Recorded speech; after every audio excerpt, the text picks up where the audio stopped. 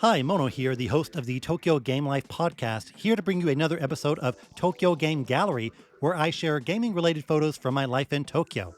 This episode will be Pokemon related, mostly focusing on the Pokemon Worlds event and some other just random pictures. So let's go ahead and get started. First, let's look at Pokemon Worlds. This is a Sakura Gicho station adorned with the Pokemon Worlds logos and characters. Just imagine you're walking down the street and you see a huge Pikachu mural. One of the really awesome parts of Pokemon Worlds in Yokohama were the Pokegenic photo spots. These are places where you can just take pictures of Pokemon themed areas. Now, this is a construction site, but if you look closely, you can see Drillberg, you can see Watchog, and you can see the Rocky Helmet. When I passed by this, I saw people taking photos, and I wasn't sure why they were just taking photos of a normal construction site, but actually, this is a secret photo spot. And out of all the Pokemon Worlds events, my favorite was the Pokemon Trainer Cruise. Think of it like the real-life SS Anne from the first game. So what is inside? Inside, there are special areas where you can play with the trading cards or also the video games. Here is the trading card section, and as you can tell, it's very luxurious. This is actually a luxury cruise. Think of it like a hotel on the water.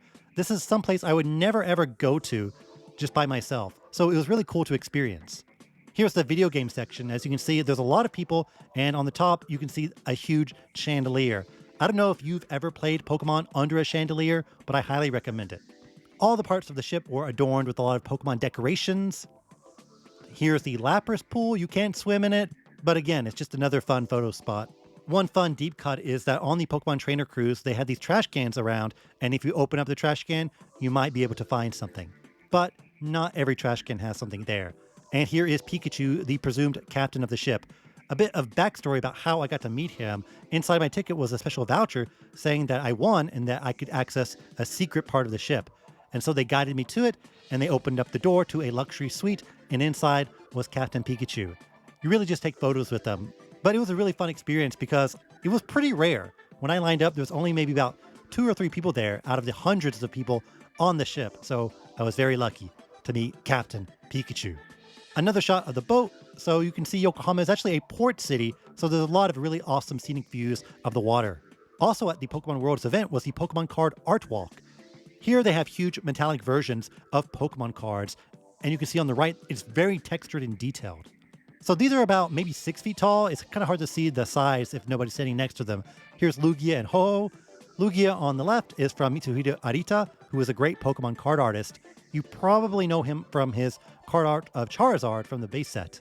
This is a snack called Milk Harbor, which is a famous snack from Yokohama. It's manju. Think of it like bean paste wrapped around a sweetbread. It tastes way better than it sounds. But this was Pokemon branded, which just means it had the Pokeballs stamped on it. But that was enough to get me to buy it. Some more Pokemon murals. I love Sylveon. I love Frappuccinos. So this was one of my favorites. Some statues and some balloons here of the Gen 6 Pokemon. Here's another Pikachu mural. Did you spot the Ditto? And here is the actual biggest card I've seen. You can see the people on the bottom. This was taken from maybe the 2nd or 3rd floor. So what is this card made out of? When you get closer, you can see it's made out of flowers and sand. Here's another shot of it. It's kind of hard to take a good photo of it when you're so close, but you can see the texture, you can see the detail. I've never seen something like this before, so it was a great photo opportunity. More from the Pokemon Card Art Walk. It's laid out by generation, so you can easily find your favorite legendary Pokemon. Here is the actual tournament where the battles take place. I didn't have a ticket, so I really couldn't just go in there, but I did manage to take this shot, so that's good enough. Snorlax just laying around. Some more Pokegenic photo spots. And in department stores, they had live video of the Pokemon Worlds events. This is something you'll only see in Japan. Another thing you'll only see in Japan, a giant inflatable Pikachu, and another giant inflatable Pikachu. And moving on from Pokemon Worlds, let's look at the Pokemon Center a bit.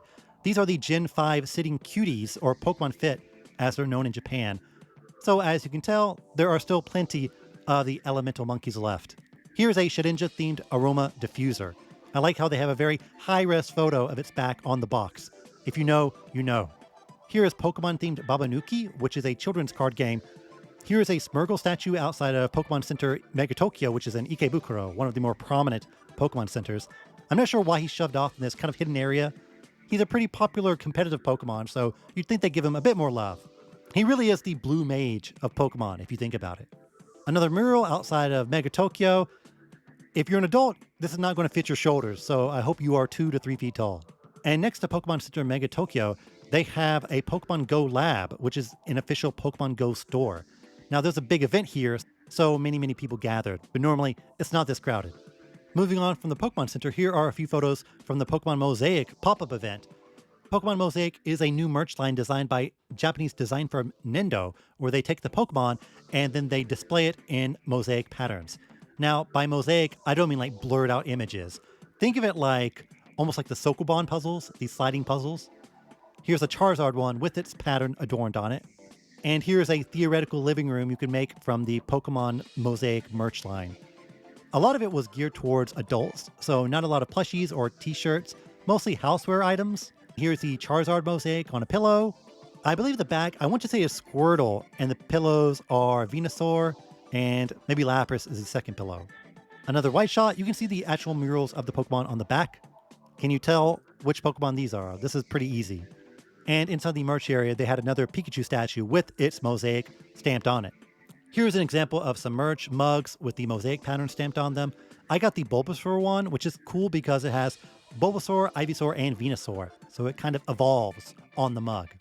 More merch, you've got tote bags, you've got plates, so a lot of things that, 20 or 30 somethings would like.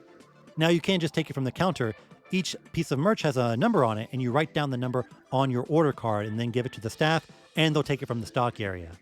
Again, more merch. Now that I'm looking at that Charizard plate, it does look pretty nice. Next up is the Pikachu Sweets Cafe in Ikebukuro. This is different from the Pokemon Cafe, which is a sit-down restaurant. Here, everything is takeout, and it's very easy to get into. You don't need a reservation. Just line up and order. Last time I went, I got this Pikachu waffle and this Pikachu tea latte. I'm going to be honest, these snacks are very hit and miss. This waffle did not taste good at all. But the tea latte, it was fine. It's hard to mess up tea lattes. Some more Pokemon card themed photos. On the left, next to my old home, there was Family Mart, a convenience store. And whoever worked there really liked Pokemon because they would always put out these very elaborate murals of Pokemon to advertise Pokemon cards being sold at Family Mart. And on the right is a very expensive Charizard card. Now, why is it so expensive? It's a bit hard to see in the photo, but the weight is incorrect on the card, so it is a misprint. Though I'm not sure if it's worth nearly $2,000. Another piece of art from the guy who worked at Family Mart. The Japanese text said Pokemon cards on sale now, which is something that you would not see in Family Mart these days. I'll tell you why in a bit. This is at, I want to say, Big Magic in Ikebukuro, another card shop. There are many trading card shops all over Tokyo, and some that are even Pokemon focused. But these are a few rare Pokemon cards. On the front row and the back row, you can see the Birthday Pikachu cards. The back one being, I think, the original design for Birthday Pikachu. And you can see there's like a space where you can write your name, because the idea is that you're supposed to write your name, and its attack is related to your birthday. Like if it's on your birthday, it does double damage or something like that. But if you write on it, it kind of lowers the value, but it becomes more personalized, so you have to decide if you're going to keep it or sell it. This is a Pokemon card vending machine. Now, there's a lot of these kind of unofficial ones, but I've never seen an official vending machine. This is in Ikebukuro Station, and not shocking, all the cards were sold out, so I couldn't really use it. And this is a Japan-only Pokemon game, believe it or not. It's a sequel to Pokemon trading card game on the Game Boy. It's called Pokemon Trading Card Game Boy 2. The English translation of the name often translates to Invasion of Great Rocket. But it is a direct sequel to the first Pokemon TCG game on the Game Boy. It came out in 2001 in Japan, so I assume they just didn't want to localize it because the Game Boy Advance was already out. On the right, in order to play it, I needed to delete this person's save data, so I wanted to shout out Ayaka, who played for 13 hours and collected 184 cards. On the left is a poster of the From Hands to Life event by Pokemon card artist Yuka Mori. Now, her Pokemon card art are based on these clay models that she sculpts herself. On the right, you can see a picture of Snivy and Venusaur that she made. Now, this is not my photo. You can't take photos at this exhibit, sadly, but I did see this exact sculpture. And shockingly, the artist, Yuka Mori, was there, so I got to chat with her about Pokemon, which was a dream. If you want to hear more about our conversation, I do talk about it in a recent podcast episode, so check it out. Now, why did I say that you can't just walk into Family Mart and buy Pokemon cards these days? Well, it's because they are very rare. They are very, I guess I want to say, scalper friendly. The Pokemon card market in Japan It's hard to explain, but you have to go through a lot of hoops to buy cards. So this is at Yodobashi Camera in Shinjuku, and on the left, the picture says that if you want to buy the special Pokemon card 151 booster packs, you need a credit card from Yodobashi Camera. Yes, you need a special credit card to buy booster packs. And even if you have it, you can only buy 3 booster packs. It's that crazy. And on the right, it has all the different types of booster packs, but as you can see, they're all sold out. Here are some Lugia plushies at Yodobashi Camera. I think just Lugia standing up is a little funny. Some Tatsugiri plushies in a crane game. A very fuzzy Fuecoco and Pikachu in another crane game. Ammonite and Kabuto plushies in yet another crane game. These are, I don't want to say obscure Pokemon, but not something that you would expect just to find. And of course, the Whoopers. Closing out, just a few more plushies I wanted to share. This is at Surugaya in Yokohama. And on the floor above them is a Pokemon Center. So I have to imagine that a lot of unsold stock just moves down to Surugaya, which is a used goods store. Again, I've made another podcast episode solely about this store, so check it out. But it's really fun because they color code all the plushies. So here is the Pikachu section. Here is the Eevee section. Here is the Snorlax section and the Fire Pokemon section. I'm not sure if this is the best way to organize them, but it's really fun to take photos of. And that's it for this episode of Tokyo Game Gallery. If you want to know more about gaming life in Tokyo, I host a podcast called Tokyo Game Life, which you can find right here on YouTube or your favorite podcast app. I talk to amazing people about gaming-related hotspots in Tokyo, Japanese gaming franchises, Nintendo games, and cool stuff like that. So check it out. See you next time. Matane!